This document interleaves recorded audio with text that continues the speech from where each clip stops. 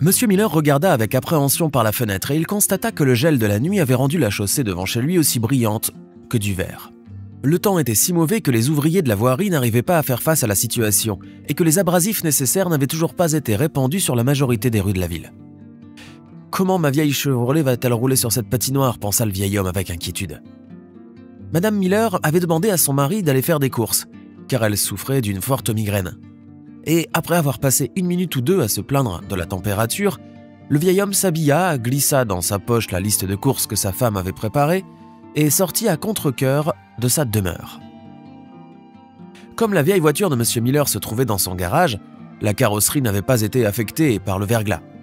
Après avoir ouvert avec difficulté la serrure gelée de la porte, le vieil homme entra dans le garage et alluma. Les jantes chromées de sa Chevrolet brillèrent alors amicalement aux yeux de M. Miller, ce qui provoqua son sourire satisfait. « Tant d'années ont passé, et elle est encore comme neuve, » dit le vieil homme en passant affectueusement sa main sur le capot de sa voiture. Et enfin, après avoir terminé son inspection visuelle, M. Miller se mit au volant. Regardant prudemment dans le rétroviseur, le vieil homme sortit du garage et roula doucement vers le supermarché le plus proche. À son agréable surprise, la surface de la route n'était pas aussi glissante qu'il avait d'abord craint. Et poussant un soupir de soulagement, il se mit à tourner le commutateur de la radio en essayant de trouver la bonne fréquence. Même si l'attention du vieil homme ne fut distraite que pendant 1 seconde, ce fut suffisant pour qu'il ne puisse remarquer le danger à temps. Et à quelques mètres de sa voiture, les feux arrière d'une Porsche flambant neuve surgirent soudainement. Il appuya sur les freins presque immédiatement, mais en raison du verglas, la Chevrolet ne put s'arrêter à temps et heurta le pare-choc arrière de la Porsche. Au même moment, telle une musique infernale, un bruit métallique fort désagréable résonna aux oreilles de M. Miller. Lui-même fut projeté sur son volant, ce qui lui coupa momentanément le souffle, et après s'être remis du choc initial, il ouvrit la portière et quitta l'intérieur douillet de sa Chevrolet. Puis, il s'approcha de la Porsche. Et gémissant et se lamentant, il se mit à étudier soigneusement les dégâts qu'il venait de causer, et vit une profonde rayure sur l'aile arrière qui ressemblait à une blessure ouverte. « C'est fini. Ma paisible existence est maintenant terminée. Je n'aurai pas trop de 5 années pour payer les réparations, » pensa M. Miller en essuyant la sueur de son front. Comme en confirmation de ses angoisses, la porte de la Porsche s'ouvrit brusquement et un grand et bel homme vêtu d'un costume coûteux se dressa devant lui. « Sûrement un riche homme d'affaires ou un millionnaire », pensa avec inquiétude le pauvre M. Miller. Cependant, le conducteur de la Porsche, ignorant le vieil homme, se mit à inspecter les dégâts subis par sa voiture. Puis, fronçant les sourcils, il lui demanda de lui remettre ses documents et M. Miller s'exécuta docilement.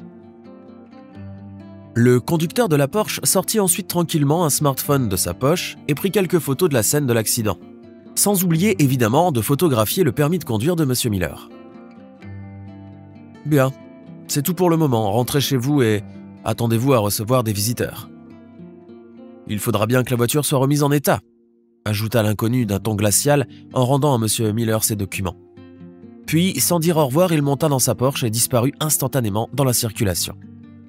M. Miller, serrant son permis de conduire, tituba jusqu'à sa Chevrolet dont le pare-choc, avant, était tordu et dont un phare était cassé. Très inquiet, son cœur se débattait à l'évocation de la somme qu'il allait maintenant devoir payer pour réparer la Porsche. De sorte qu'au lieu de poursuivre sa route vers le supermarché, il préféra rentrer à la maison pour annoncer la mauvaise nouvelle à sa femme. Lorsque Mme Miller vit les quelques gouttes de sang coagulées sur le visage de son mari, elle se mit à s'agiter et s'empressa de lui donner les premiers soins. Mais son état de santé n'inquiétait guère le vieil homme qui, après avoir rassuré sa femme à ce sujet, lui raconta en soupirant ce qui venait de se passer. Le vieux couple, qui vivait modestement et n'avait jamais eu beaucoup d'argent, endura ensuite 2 longues journées emplies d'anticipation anxieuse et de crainte à chaque bruissement à la fenêtre, au point de devoir utiliser de temps à autre des sédatifs pour se calmer. « Mais qu'allons-nous faire maintenant? Comment trouver l'argent pour réparer ce monstre hors de prix? J'ai peur que nous devions vendre la maison car je n'imagine tout simplement pas comment autrement nous allons pouvoir rembourser, » dit à un certain moment M. Miller à sa femme.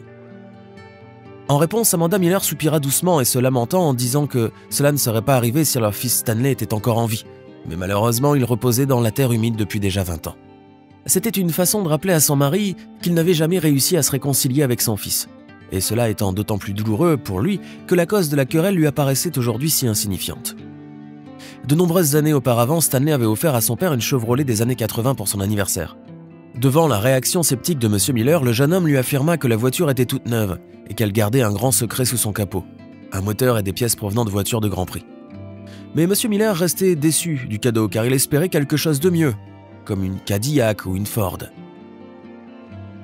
Stanley eut beau dire à son père que la seule chose qui restait de la Chevrolet était la carrosserie et que tout le reste provenait d'autres voitures, Benjamin restait inflexible.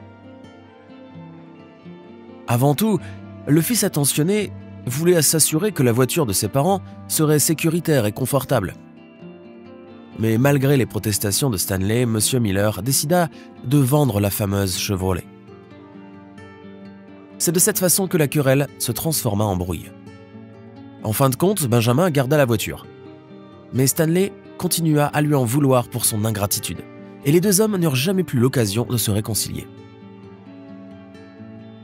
Le jeune homme, qui était pilote d'hélicoptère, travaillait pour une entreprise pétrolière et assurait le transport du personnel pour des plateformes d'extraction de pétrole en Alaska, à 5000 km de sa ville natale. Et un jour, peu de temps après sa dispute avec son père, il mourut dans le crash de son hélicoptère alors qu'il devait le faire atterrir dans des conditions météorologiques difficiles. C'est ainsi que Madame et Monsieur Miller perdirent leur fils unique qu'ils aimaient tendrement et en qui ils voyaient leur soutien dans leurs années de vieillesse. Ce n'est qu'après la mort de Stanley que Benjamin Miller se rendit compte de la beauté de la voiture que son fils lui avait offerte. 20 années s'étaient écoulées depuis, et pourtant, la Chevrolet était toujours en excellent état et n'avait jamais eu besoin d'être réparée. Alors qu'il était perdu dans ses pensées mélancoliques, Benjamin fut ramené à la réalité par quelqu'un qui cogna à la porte. Jetant un regard effrayé à son mari, Madame Miller se leva pour aller ouvrir. Sur le pas de la porte se tenait un grand et bel homme, que le vieil homme reconnut immédiatement comme étant le conducteur de la Porsche. L'invité se comportait avec assurance et se mit à regarder la maison de la famille Miller d'un œil inquisiteur, comme s'il en estimait la valeur dans son esprit. Puis, se détendant et souriant légèrement, il dit alors « Eh bien, te voilà enfin, Stanley. J'en aurais mis du temps pour te retrouver. » Très troublé, M. Miller intercepta le regard de l'étranger et il se rendit compte qu'il regardait la photo de son fils décédé placée sur une petite table. « Comment, vous avez connu Stanley ?» murmura le vieil homme surpris. « Bien sûr, et non seulement je le connaissais, mais il était mon meilleur ami. Mais c'est une longue histoire. »« Madame Miller, auriez-vous l'amabilité de préparer du thé ?» demanda l'invité, faisant comprendre au vieux couple qu'il était venu avec les meilleures intentions du monde. Et quelques minutes plus tard, assis dans la cuisine, l'homme put raconter son histoire. Il s'appelait George Anderson et il était jadis, comme leur fils, pilote pour une société de forage en Alaska. Dès qu'ils firent connaissance, les deux jeunes hommes, qui venaient des deux bouts du pays, l'un du Maine, l'autre du Colorado, devinrent des amis proches. Ils volaient souvent en tandem et le jour de la mort de Stanley Miller, les deux amis étaient également ensemble.